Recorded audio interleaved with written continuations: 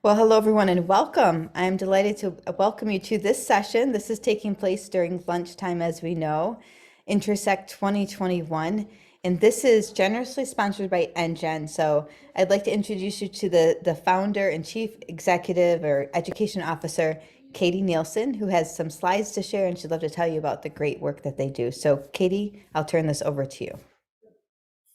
Thank you so much. Hi, everyone. As Sharon said, I'm Katie Nielsen, and I'd like to talk a little bit today about immigrants, refugees, and speakers of other languages. EnGen's mission is to remove English as a barrier for this particular population so that they can access jobs that have the potential for economic mobility. I'm our founder and chief education officer. I've spent the past 25 years working in one capacity or another with immigrants and refugees. My PhD is in second language acquisition, and I've pretty much dedicated my entire career to helping adult learners get access to language skills that will help them accomplish their real world goals. So I wanted to start off with a few stats for all of you today. And anyone who's at this conference knows there is a national focus on upskilling and reskilling job seekers, but we tend to ignore immigrants and refugees just because they don't have the English skills they need to take part in career training programs. But here are some numbers for you to sort of set the stage for this conversation. The first is that 37,000 Afghan refugees are either here or being resettled in the US this year, with plans for more than that in 2022. Right now, we have more than 9 million jobs for the 8.4 million unemployed adults in the United States. And there are 2 million immigrants in the US who are either unemployed or underemployed, who have a credential from their home country that they aren't using here because they don't have the English skills or because they haven't been able to get the English skills they need to do a job that they're trained for. A super staggering statistic is that as a country, the US is meeting the needs of only 4% of our adult English learners. They just don't have access to English training. And for purposes of today's conversation, what this means is that we have millions and millions and millions of adults in the United States who can't get the jobs of the future just because they don't have English skills. Traditional ESL programs are not preparing our learners for the career training opportunities that are available to them. So there's a bridge that we need to build. And the good news is that we know how to do this. We know how to address this readiness gap. Employers know it too. Investing in employees' English skills not only enables incumbent workers for promotion and advancement, it helps improve workplace communication, productivity, confidence, engagement. English skills are fundamental for true diversity, equity, and inclusion initiatives in workplaces. We can't have an inclusive recovery from COVID-19, and we can't have the workplace that we're all envisioning for the future if we don't have employees all speaking a common language. And many, many HR and workforce development leaders see the benefits of upskilling employees with English.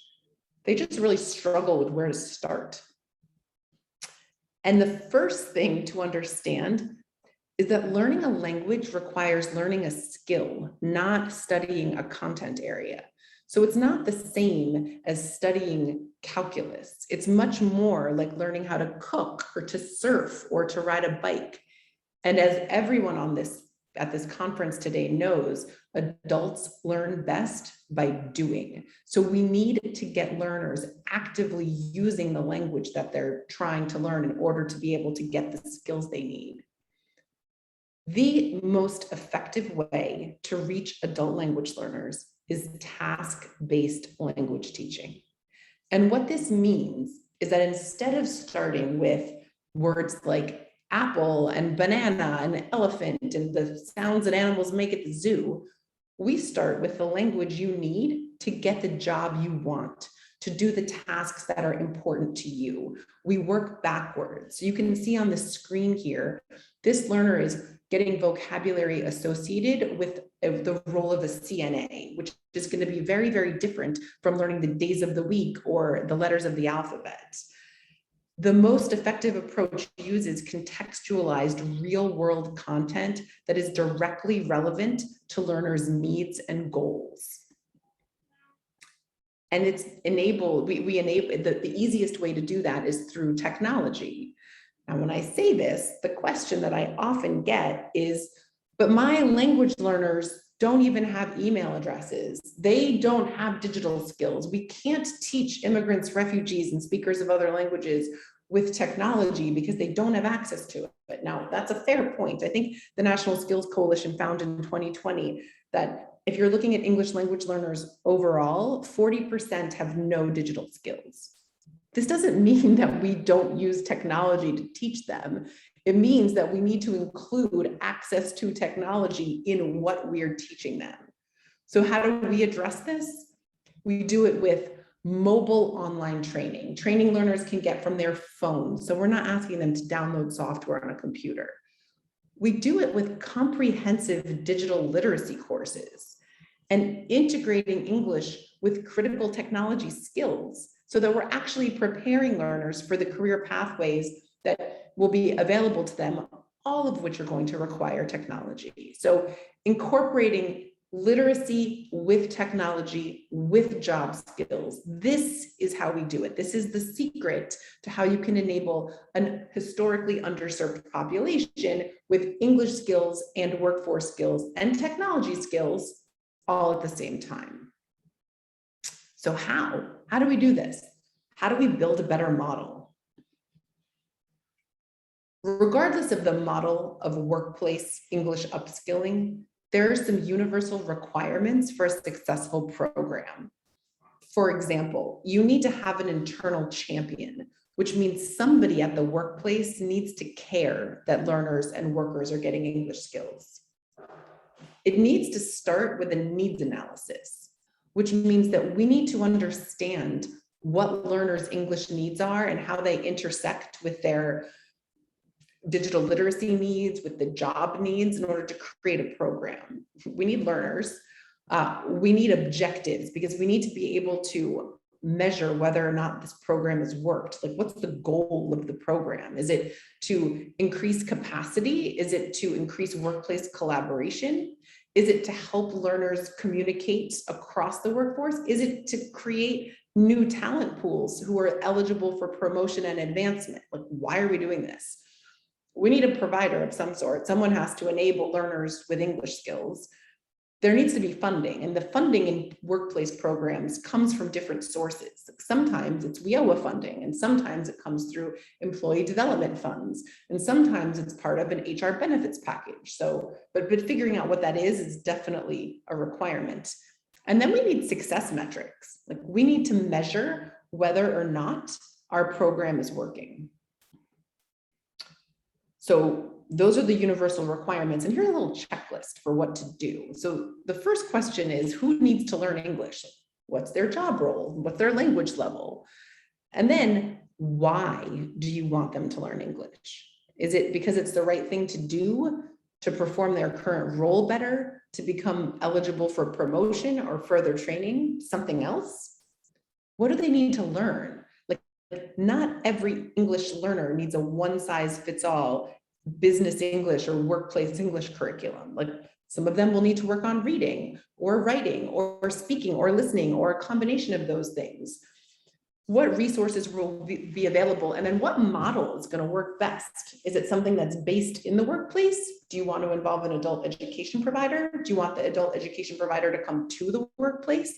Like, these questions, once you answer them, will give you a framework for how to have a workplace English program that's actually successful. And I wanted to go through a few examples of successful workplace English programs because different models work in different places. So I love this example because this is an institution of higher education that is focusing on developing their frontline workers. So the University of Maryland started with a pilot to upskill residential facilities workers that's now expanded to transportation and logistics and dining services and other frontline workers. What's great about this is that those populations of learners didn't have the English skills they needed to take advantage of the other tuition benefits offered by the university. most educational organization employers will offer tuition benefits to their workers, whether it's faculty or staff. But if you don't have English skills, you can't take advantage of those benefits. And so this is this employer really focusing on developing their workers with English skills for promotion and advancement, and also to be able to participate in the campus community.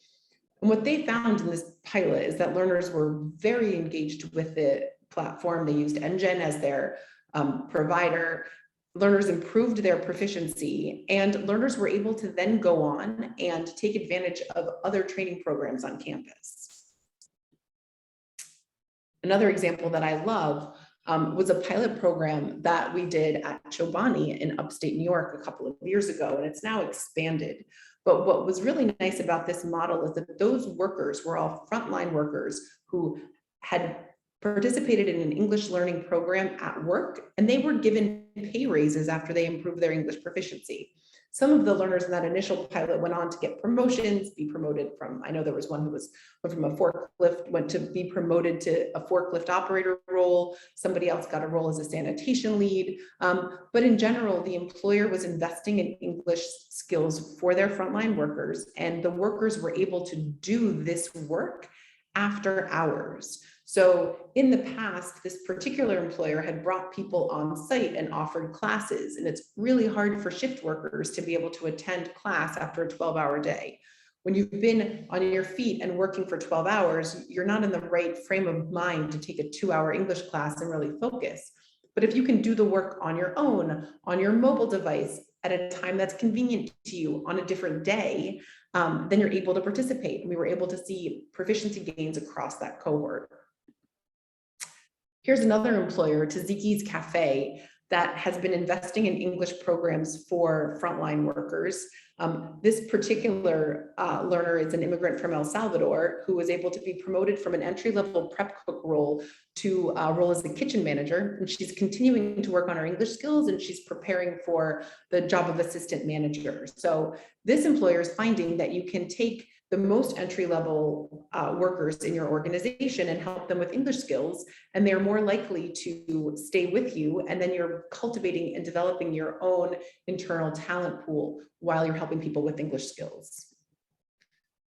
Another employer example, this is a healthcare employer that also invests in learners' English skills, but gives them access to not just English training relevant to their workforce needs, but just English training in general. So the chart I have here, I love this because you can see that learners were working not just on the content they needed in their job roles at Maine Health, but they were working on content related to healthcare careers in general and academic English, employee safety, a wide variety of other professions, lots of content in the hospitality industry. So this employer was recognizing that offering learners access to English training would not only help them do their jobs better and help them become eligible for promotion and advancement, but was focused on training the learners for success across their educational journeys throughout their career. And this is a quote from the Maine Health manager that I have up on the screen right here.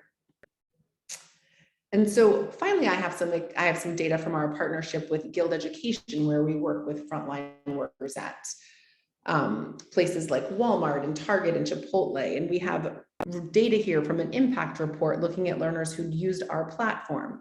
And 80% of the learners reported saving time at work as a result of improving their English. 53% reported job skill improvement at a 4 or a 5 on a 5-point scale. And 28% after 6 months had received job offers or promotions. So these are the kind of data that we collect to demonstrate that we're not just helping learners get English skills, we're helping them get jobs with the potential for economic mobility. We've tied it to their real world needs. So I'll tell you a little bit about us. I tried to give some examples up front about what workplaces could do in general, but we have an innovative technology platform.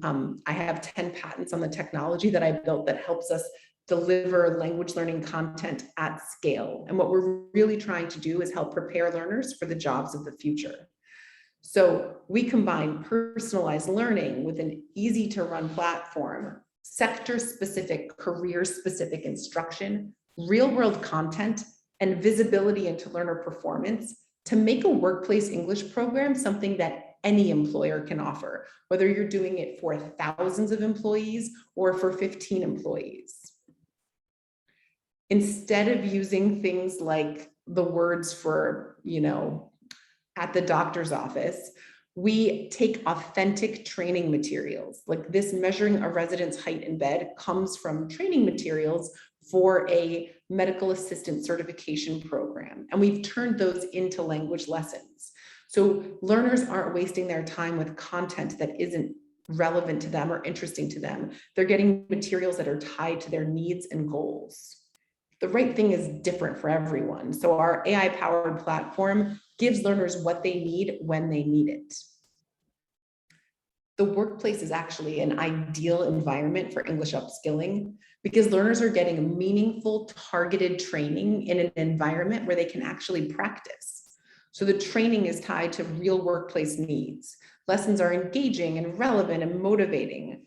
Learners can leverage their training during authentic experiences in the workplace. Activity and performance are tracked for evaluation because we have to be able to measure that it works. And English skills are developed really rapidly. The worst way to teach adults is what I'm doing right now, which is just lecturing at you through the internet. And you're not able to ask questions or do anything on your own. You just need to listen. And when this method of teaching a language is horrendous because the minute that what I say is not interesting to the language learners, they just stop listening and all the time is wasted. So by incorporating a platform where learners can actually engage with the content that's relevant to what they want to do, they learn much faster. And we measure that it works. So this framework for evaluating the success of a program, I developed over a decade ago based on a lot of empirical data on how we can make sure language learning works. We want to look at 4 things. We need to look at time on task, which is the single biggest predictor of success in learning any skills. We look at mastery of language and content. We look at satisfaction of learners, of stakeholders, of supervisors, of teachers, and we want to look at real world success. We're not teaching English to teach English. We're enabling learners with English skills so they can do something else. And we want to be able to measure what that something else is. And so we do. So I showed you a snippet of data from some particular employer partners, but as a whole, we look at all of the learners across the country using our platform, whether it's with an employer or a public library or an adult education provider. And 88% said the platform enabled them to achieve their real world goals. Things like communicating with colleagues, getting a job offer, a promotion, or a pay raise. And 90% said that it enabled them to achieve their social goals, civic engagement and advocacy, helping family with schoolwork, completing daily tasks. Ooh, my last slide. This is my wrap-up slide, and I think there might be a couple questions that I can answer, but just as a recap of what we've discussed, there's a massive disconnect between ESL programs and career-focused English. We have an untapped talent pool of immigrant and refugee workers. Employers want to upskill their workers with English skills, but they need help. Career training programs need to be tailored to English language learners' needs and goals. Successful workplace programs link learning to real-world practice, and we can leverage technology to offer flexibility as well as the data to improve efficacy and outcomes. Personalized adaptive instruction is critical to learner support and success, especially when we're talking about populations of learners who have not historically had access to training and benefits like this. So I think there are a couple of questions in the chat. I'm going to check it out and see. One question was, how important is it for the employers to pay their employees for their time learning English? So that's a great question. I actually think a broader question is, how can everyone have some skin in the game?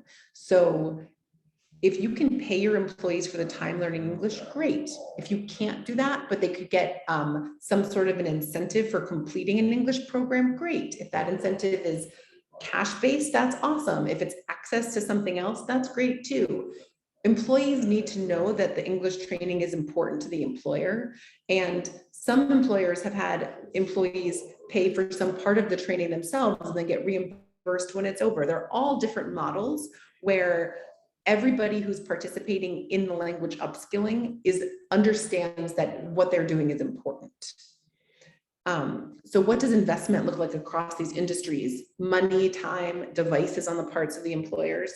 So all of the examples I talked about were using my platform, which involves learners' own devices. So some employers will make a computer lab available, and some will find resources for tablets for learners, but learners can do everything from their phones. As far as time goes, there are all different models. Some employers will give learners an hour a week to spend on language upskilling, the same way they look at other professional development. Other employers expect learners to do it on their own, but offer something like a pay raise when they achieve English proficiency improvement. There are a number of different models that work. It really depends on the industry, the employer, how people think about professional development and upskilling in general, whether or not the training is designed for learners' actual jobs, whether it's a benefit that clearly benefits the employer or if it's a sort of a social benefit for the organization. All of those are questions that an employer can answer when deciding how to put a program together. But flexibility and ease of use is really, really important. And building a program that takes advantage of infrastructure that's there is always going to work better than trying to shoehorn a model into your workplace where it just doesn't make sense. So flexibility is what we help employers do all the time. Let me see if there are any other questions. I'm happy to answer them if you put them in the chat. I got to the two that we had. Oh, maybe there's some actually in the chat. Sorry, I was reading the Q&A, but I think I answered everything. Could I please go one screen back? Sure. I can go one screen back. I'm also happy to send this to anybody who wants it. Let's see. I'll put my email address in the chat. No, that's the wrong way. There we go. I'll put my email address in here, and if anybody wants to contact me, please feel free.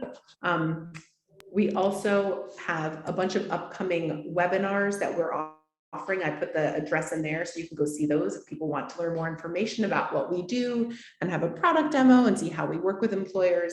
And here's my email if anybody wants it. But thank you all so much for your time and your questions and your attention. I appreciate it. Great. Thank you so much, Katie.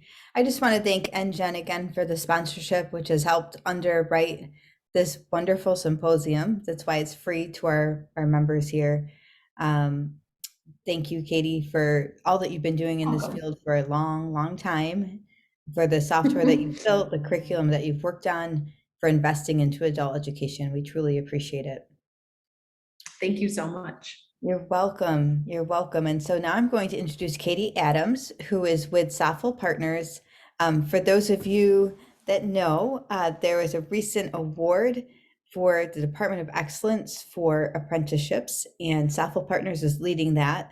COABE is one of the partners on the initiative, and we are the dissemination partner. So we asked Soffel Partners to come and present on this wonderful initiative. So I'm going to turn this over to Katie Adams.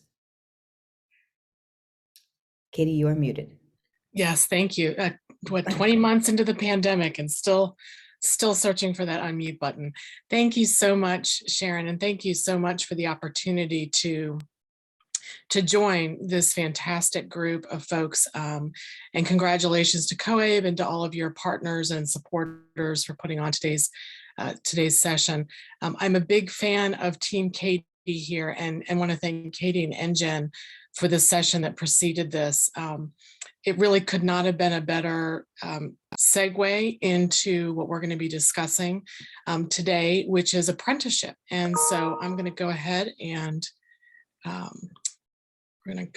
move over to, here we go, folks. Okay. So we're going to talk a little bit about the U.S. Department of Labor's effort to expand registered apprenticeship and what that could look like for your work with adult learners And then really the work that we are excited to be engaging in with COABE and with some of our other partners to modernize apprenticeship and to improve access to apprenticeship as a career pathway for more learners, more diverse learners, and to strengthen the relationship between our educational systems, our workforce systems, and apprenticeship. So quick poll, would love to have a couple of responses in the chat. So think fast. What might all of these companies that you see on the screen have in common? Any ideas of what these might have in common? Let's see here. Yep, technology, logos, good branding, right? Yep, apps. Yep, they need talent, that's for sure. So yeah, so great. Yes, COVID made them more popular.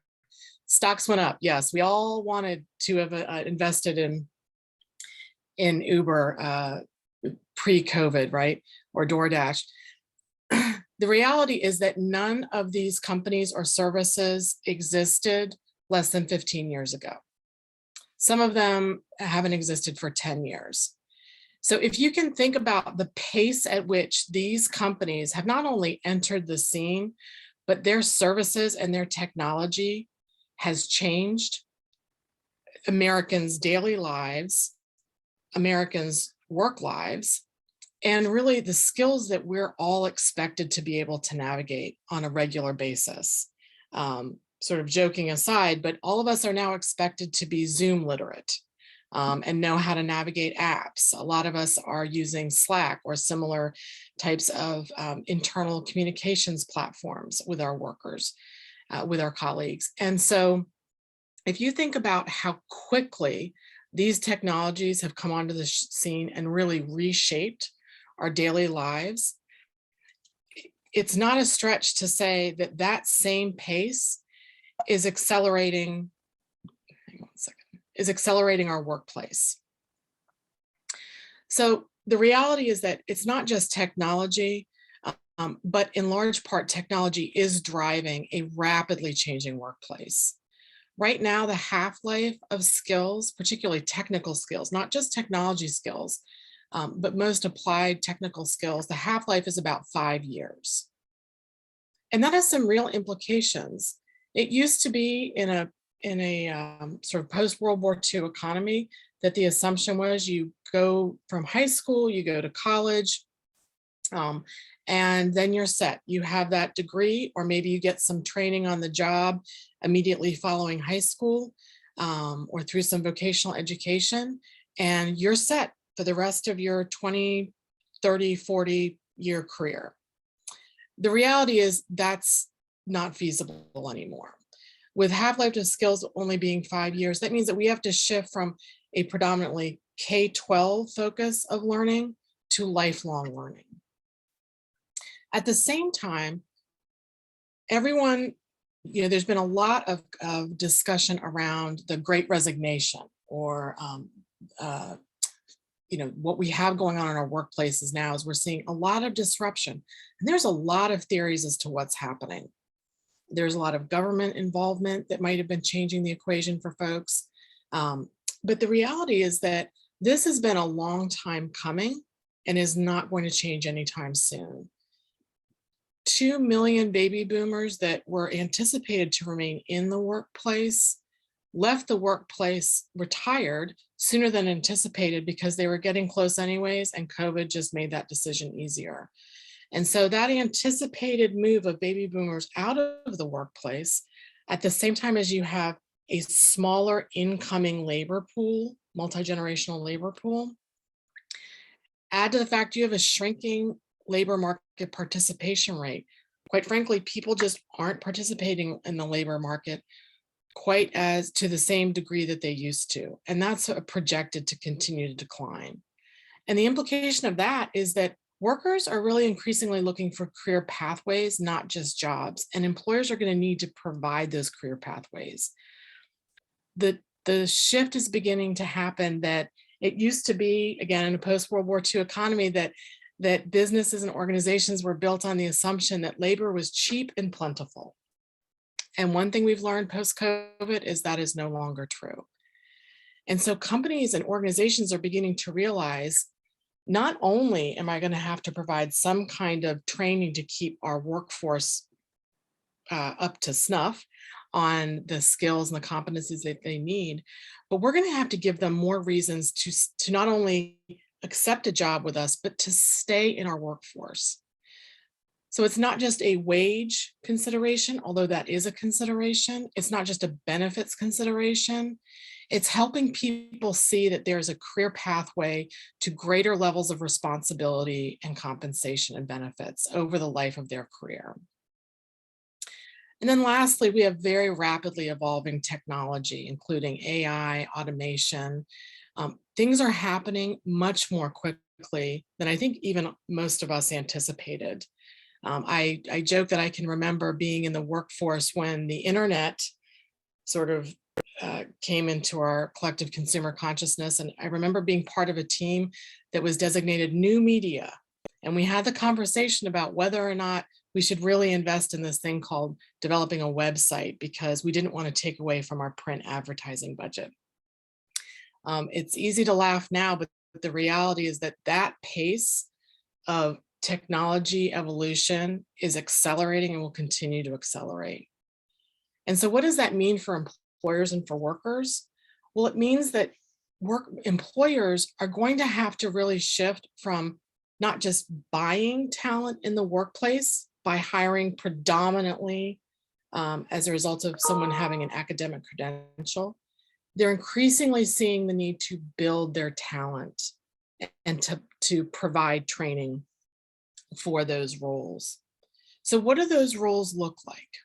And I love that Katie teed this up, talking about the type of work that's changing. If you look at the top fastest growing occupations, some of these were occupations that weren't known of, again, 10, 15 years ago. You didn't have a lot of people talking about becoming an information security analyst or a wind turbine service technician.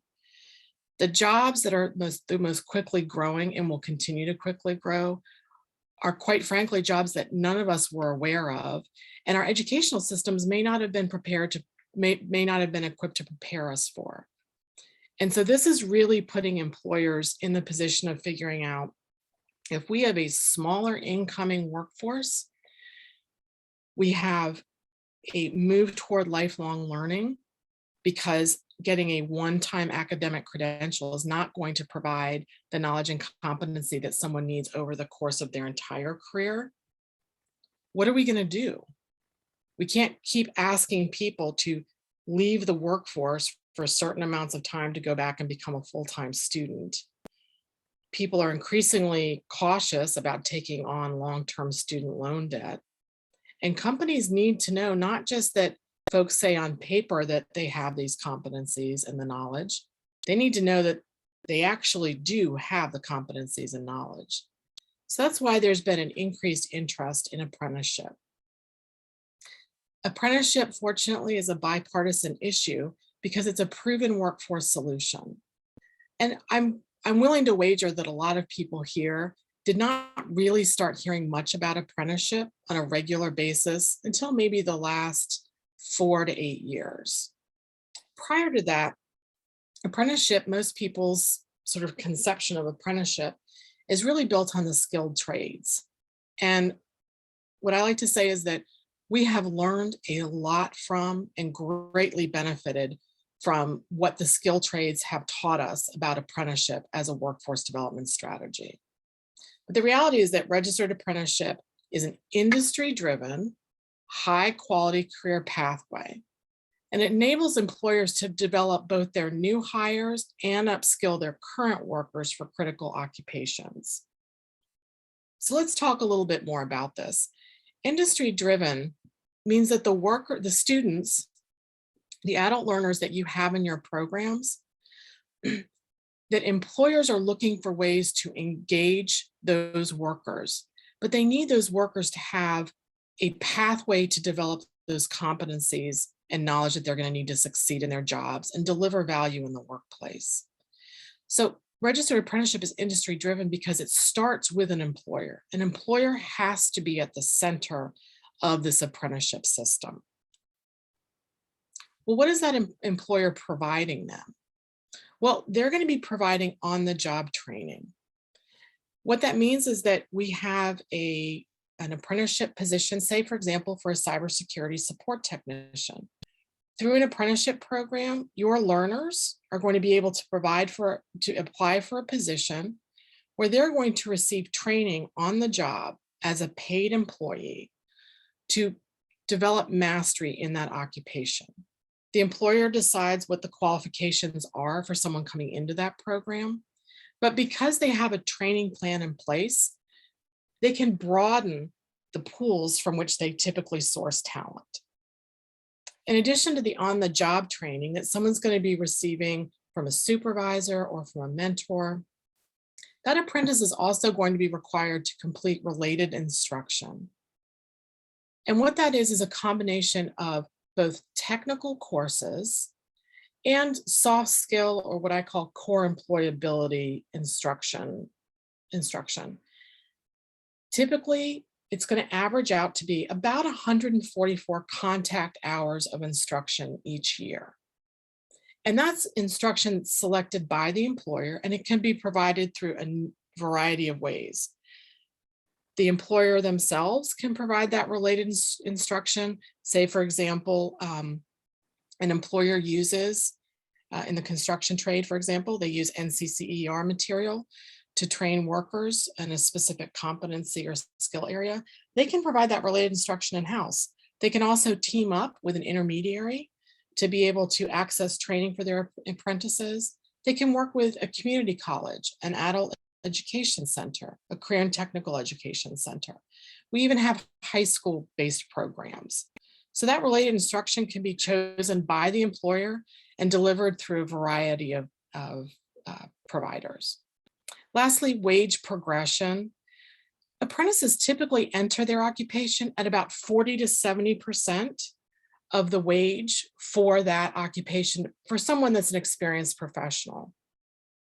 But they're going to enter that program realizing that the benefit they're receiving of paid on-the-job training, related instruction at no cost to them, they're going to have the opportunity to earn at least one and maybe a couple of wage progressions over the course of their program. So by the time they end, they will be eligible to be retained by the employer as a full-time professional at the standard professional rate for that occupation. And then at the end of the program, your learners, these future workers or current workers, they're going to earn at least one and typically multiple national portable industry valued credentials.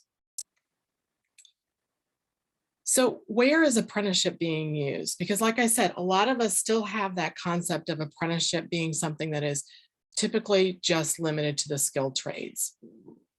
Skilled trades have done a fantastic job utilizing apprenticeship to build workforces across numerous occupations. But the reality is that apprenticeship, because it is a proven workforce development model, it's a model that can be used in all sectors across the US economy. There are currently apprenticeship programs that employers are running to develop their talent in healthcare occupations, cybersecurity and IT, transportation, advanced manufacturing, engineering, telecom, and much, much more.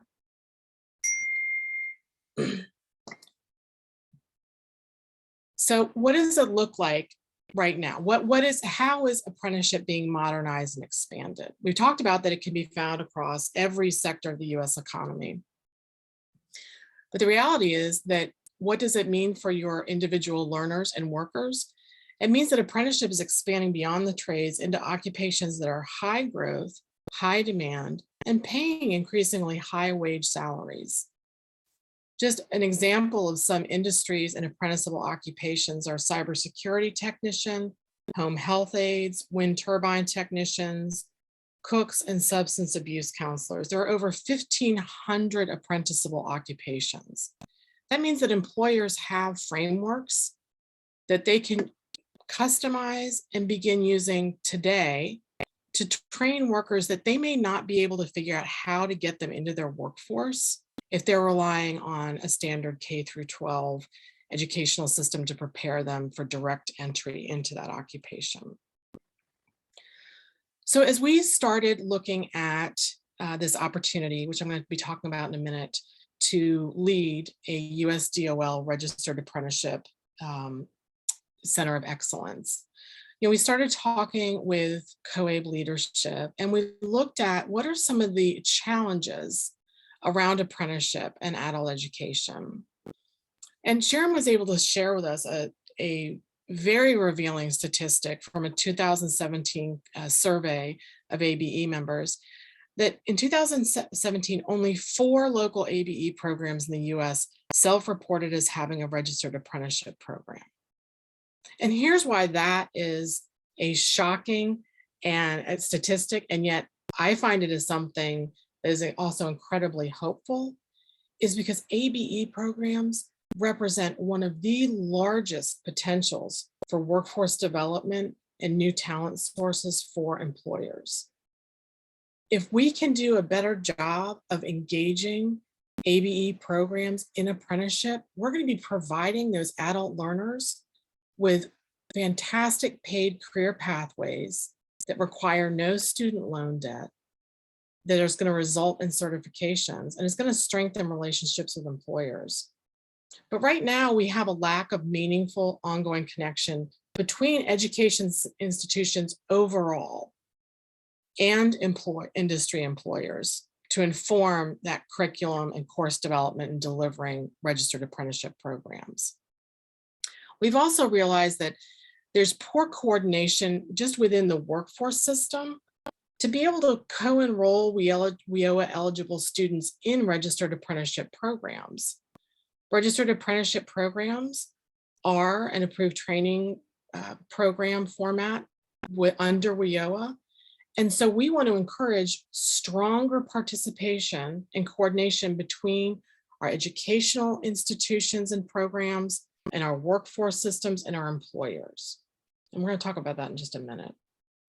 And then we also identified that there are just overall low levels of awareness, both of individual adults and learners and educators, about what it looks like to pursue a registered apprenticeship career pathway. And for educators, how do they integrate registered apprenticeship with their current programs, whether they're K through 12 educational programs, whether it's post-secondary, adult education, career tech programs, and adult basic education programs. What does it look like? So this center that we are working on with COABE is looking to shrink some of those gaps and increase alignment.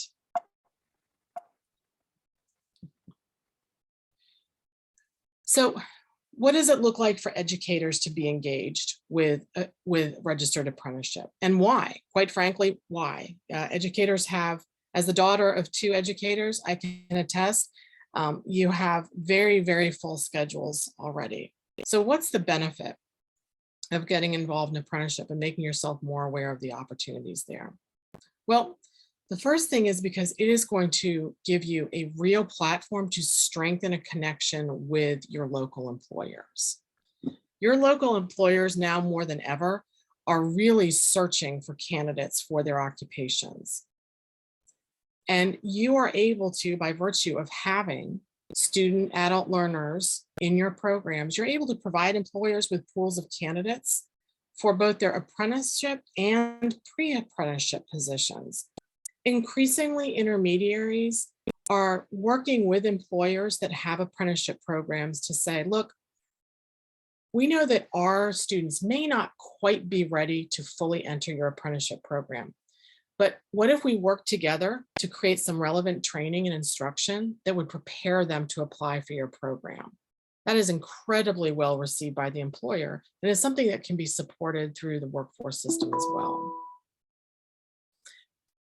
Why educators should get involved with apprenticeship? Because it provides employers with relevant workforce training, both soft skills and technical skills that your apprentices, that your students are going to be applied directly to their future paid work. And it provides adult learners in your classrooms with entry into career pathways that combine related instruction with paid hands-on training for in-demand occupations with no debt. Apprenticeship is a phenomenal opportunity for adult learners that can't, quite frankly, afford to be full-time students to earn an academic or even an industry certification or credential. They can't afford to take time out of the workforce. They need to be earning while they're learning, and that's what apprenticeship provides. And then lastly, especially for adult education providers and instructors, it's important to know that apprenticeship is supported by the workforce system. So any related training costs can be funded through WIOA individual training accounts. And we work with programs, and we have tools that we can assist through the center to help programs become eligible or be added to their stage eligible training provider list. Really importantly for your students, your adult learners, any WIOA eligible apprentices are able to access a range of supportive services to ensure their persistence and successful completion of an apprenticeship program. They're able to access, for example, transportation, childcare assistance, to have their books, their uniforms, their tools, whatever is required for them to participate in that training program can be provided through WIOA benefits. And then lastly, veterans are able to access their GI Bill benefits. So if you have veterans who are coming through your adult ed program, they're able to use their GI Bill benefits, not only to be able to, if there are some training costs, for example, certifications that they would like to be able to pursue on their own, but additionally, they're able to access their military housing allowance tax-free on top of their current salary, which can add up to a couple of $1,000s a month, depending on their location. So let's talk a little bit about this Center of Excellence and what we're doing and why we would like to stay on your radar and to stay engaged. So the U.S. Department of Labor recognized that in order to facilitate greater awareness and adoption of a registered apprenticeship, they're going to need to get some centers set up to provide direct technical assistance. And so this Center of Excellence is focused on building sustainable partnerships for the purpose of supporting system alignment of our nation's workforce and education system to accelerate registered apprenticeship adoption. Quite frankly, we want to do the work that we're talking about doing with COABE today, which is helping more educators understand what apprenticeship is, to be able to map their programs to apprenticeship and benefit employers and their adult learners. So our work is focusing on three primary tasks: providing technical assistance on a national scope, engaging key stakeholders across the apprenticeship ecosystem, and coordinating with federal and state investments. And here's how we're working. And then I'm gonna open it up for questions as we wrap up here. So this is what the Center of Excellence is focused on doing. We recognize that while it's a national center, that the lessons that can best be learned at the local level. And so we're looking at a local level to find out what is happening in your area with employers, with your educational programs, with your workforce system. Where can we close some gaps, get more employers in hiring your learners into their apprenticeship programs? And how can we help your programs better align some of what you're providing naturally through your courses to align with the types of maybe pre-apprenticeship instruction that employers are looking for? I love what Katie mentioned in the last session, which is that adults learn best by doing, and apprenticeship provides the perfect opportunity for the learners in your programs to apply what they're learning directly in the workforce. We're beginning in 5 targeted states: California, Iowa, North Carolina, Texas, and Missouri. And then expanding to a minimum of 5 more. But the work that we're going to be doing is going to be nationwide. We're going to go deep in a couple of states to be able to identify some best practices, to look at testing a few models, and then we're going to expand that nationwide. But what is important for you to know is that the technical assistance that we're able to provide if it's helping explain to your program administration, explaining to your local employers, explaining to your learners what apprenticeship is that we're able to do that, provide that technical assistance now on a national basis. And so to the last point, we'll be disseminating resources and sharing that technical assistance nationwide. We'll be helping employers, educators, and workforce systems come together and create more effective partnerships so that we're leveraging and directing federal and state resources to build out programs and to support more adult learners being engaged in apprenticeship. And we're really grateful for the leadership and partnership of 5 other organizations that are heading up the center's work with us. As I mentioned, the Coalition on Adult Basic Education, COABE, is an enormously important partner of ours, as well as the National Association of Workforce Development Professionals, Wireless Infrastructure Association, Fastport, and the National Disability Institute. I'd love to answer any questions. I'm going to leave my information up there. But if we have any questions, I'd be happy to. I would love to know if anyone already has some experience working with apprenticeship programs. Either their current students are in apprenticeship programs, or maybe you've heard of them through local employers. It would be great to know if there's experience that folks have had or questions that you have about apprenticeship. We'll be happy to answer those. We'll leave it open here. Just a minute.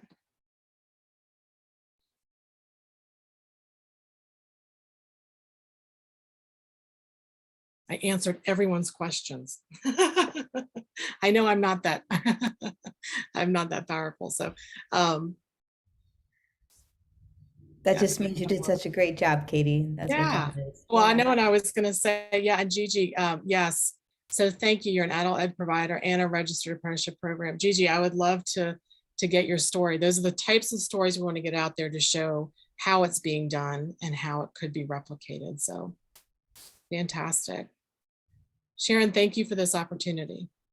Oh, you're welcome. And I just want to mention, with this specific project, COABE will serve as the dissemination partner for the adult ed space.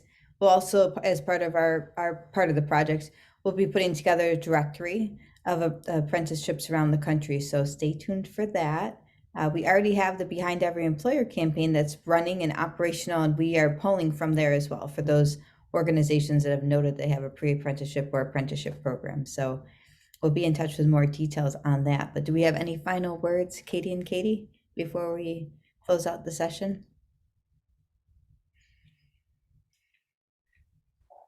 I'm very grateful for the opportunity. And I'd like to say, again, as the daughter of 2 educators, people don't tell all of you often enough that the work that you're doing is exceedingly important. And it's never been more difficult. So thank you for the work that you're doing. We hope that through the center, we can serve you and get your learners and your students into some great apprenticeship opportunities and career pathways. So COABE, thank you so much for coming on board and giving us this opportunity and linking arms. Wonderful, thank you. So there's 1,200 people that are registered for this conference. We know we had just over 100 on this session. We know that there'll be hundreds more that will watch the replay after the fact. I want to encourage you all to be sure to spread the news and share that information that people can come back and watch the replay. So thank you all, and we'll see you on the next session. Thank you, Katie, and all of our wonderful attendees. Bye now.